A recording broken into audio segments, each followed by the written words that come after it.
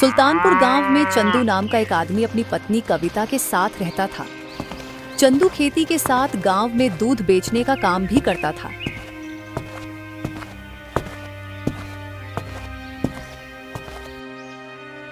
उनके पास 2 गायें थी। दोनों गायों से एक गाय गर्भवती थी, जिसका नाम हरियाली था। ओहो, ये क्या है हरियाली? अभी तक तुमने अपना चारा क्यों नहीं खाया? मैं कब से तुम्हें देख रहा हूँ। क्या करूं काका, मुझे अभी इतनी भूख नहीं लगी, इसलिए मैं ये चारा नहीं खा रही थी। जब भूख लगेगी मैं खा लूंगी। अरे ऐसे कैसे भूख नहीं है तुम्हें? तुम जानती हो तुम गर्भवती हो। अगर तुमने अच्छे से नहीं खाया तो इसका असर तुम्हारे बछड़े पे पड़ेगा। मगर मैं क्या करूं काका, मुझे अब भूख ही नहीं लगती। तुम्हें अब भूख लगे या ना लगे, मगर तुम्हें समय पे खाना ही होगा। याद है ना वैद्य जी ने क्या कहा था? जी काका, मुझे याद है कि वैद्य जी ने मुझे अच्छे से खुराक लेने के लिए कहा था। ये हुई ना बात। शाबाश हरियाली, तुम्हें तो सब याद है। चलो अभी रुको, तो मैं तुम्हारे लिए ताजा ताजा चारा मंगवाता हूँ। रुको जरा। कविता, ओ कविता, जरा खेतों से हरियाली के लिए ताजा ताजा चारा लेके आना। कविता, ओ कविता। ओहो, पहले इस चारे को तो खत्म होने दीजिए। जब देखो आप चारे की बर्बादी करते रहते हैं। हे भगवान, कविता, जे तुम कैसी बातें कर रही हो? तुम्हें पता तो है हरियाली गर्भवती है, इसलिए हमें उसके थोड़ा ज्यादा ध्यान रखना चाहिए। ओहो, आप तो मेरी बात समझना ही नहीं चाहते। कितना चारा खराब करते हैं। इसलिए मैं कहती हूँ जो चारा पहले बर्तन में पड़ा है उसको वो तो खत्म करने दीजिए। ओहो, क्या हो गया अगर वो हमें दूध नहीं देती? आज दूध नहीं दे रही तो आगे जाके वो हमें दूध दे ही देगी। इसलिए चलो छोड़ो, तुम रहने ही दो। अगर रोज मैं चारा लेके आता हूँ तो आज भी मैं ले आऊंगा। मुझे तुम्हारे एहसान नहीं चाहिए। चंदू ये कह के गुस्से से वहां से चला जाता है। हमेशा तेरी वजह से मुझे जीतू के पिताजी से बातें सुननी पड़ती है। पता नहीं कब जाएगी कर्मजली कहेगी। कविता हरियाली को बुरा भला कहकर वहां से चली जाती है। कुछ देर बाद चंदू भी आ जाता है।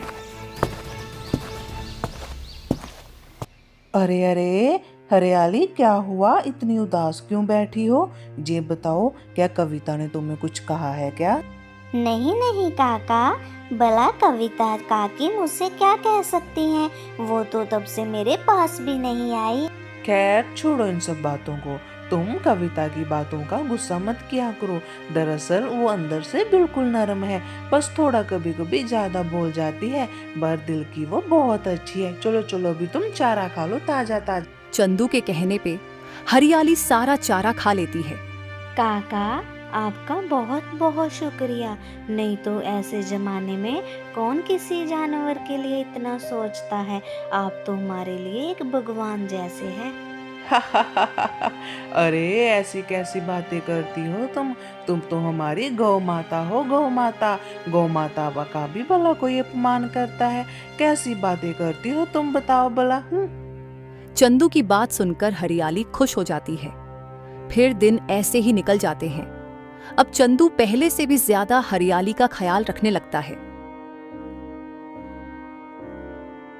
सुनो कविता, मैं गांव से शहर जा रहा हूँ कुछ महीनों के लिए, इसलिए तुम बाकी गांव के साथ साथ हरियाली का भी ख्याल रखना।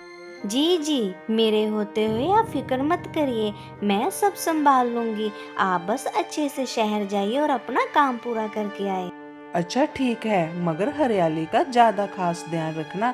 मैं चाहता हूँ वो सेहतमंद बछड़े को जन्म दे, ठीक है ना?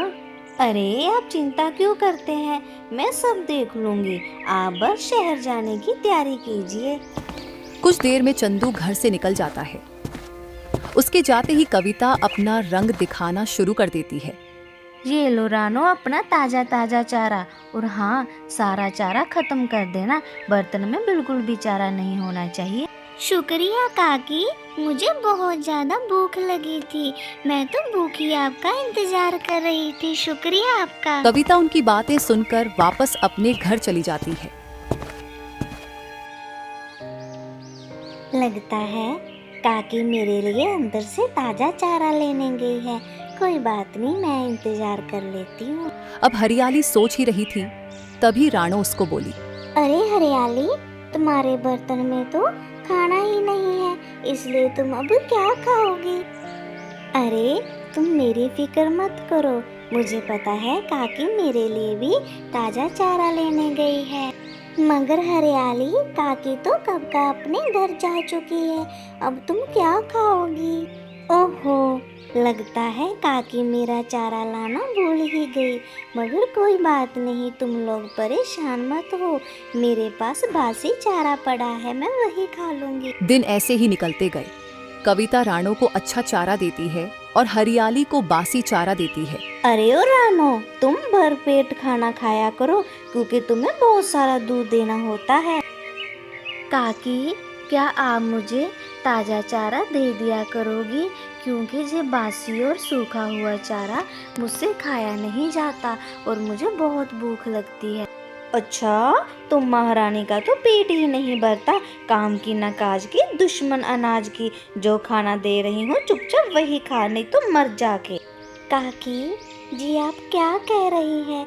भला मैंने आपका क्या बिगाड़ा है जो आप मेरे साथ ऐसा सलूक कर रही हैं?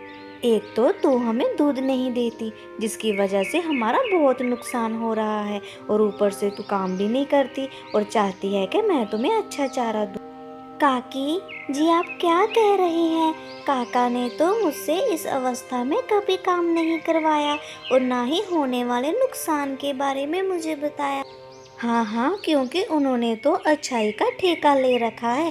खैर छोड़, मुझे क्या, चल अभी खेतों में जाके काम कर, सारा दिन हराम का खाती रहती है। कविता ये कहकर हरियाली को खेतों में काम करने लगा देती है, जिससे हरियाली की तबीयत और खराब हो रही थी। हरियाली के साथ हर दिन बुरा होता जा रहा था। एक दिन अचानक से चंदू घर वापस आ जाता है। वो हरियाली की ये हालत देखकर परेशान हो गया। अरे अरे हरियाली, ये तुम्हें क्या हो गया? तुम इतनी कमजोर क्यों हो गई हो और तुम्हारी आंखों में भी बहुत सूजन है। काका, मुझे बचा लीजिए, वरना मैं मर जाऊंगी। मेरी हालत बहुत बुरी हो चुकी है। तुम ऐसी बातें क्यों कर रही हो हरियाली? तुम चिंता मत करो, मैं अभी वैद्य जी को लेके आता हूँ। चंदू जल्दी से भागा और वैद्य को लेके आया। काका, मैंने तो आपसे कहा था हरियाली का अच्छे से ख्याल रखना, मगर जहाँ ख्याल रखनी तो दूर की बात है, आप लोगों ने तो लगता है इसको अच्छे से खाना भी नहीं दिया। हरियाली को दवा देकर वैद्य जी चले जाते हैं। कविता, तुमने हरियाली का ख्याल अच्छे से क्यों नहीं रखा? मुझे तो समझ नहीं आ रहा मैं इतना बेवकूफ कैसे निकला जो मैंने तुम पे यकीन किया। वो पता नहीं जी, ऐसा क्या हो गया हरियाली को जो उसकी इतनी तबीयत खराब होगी। मैंने कुछ नहीं किया।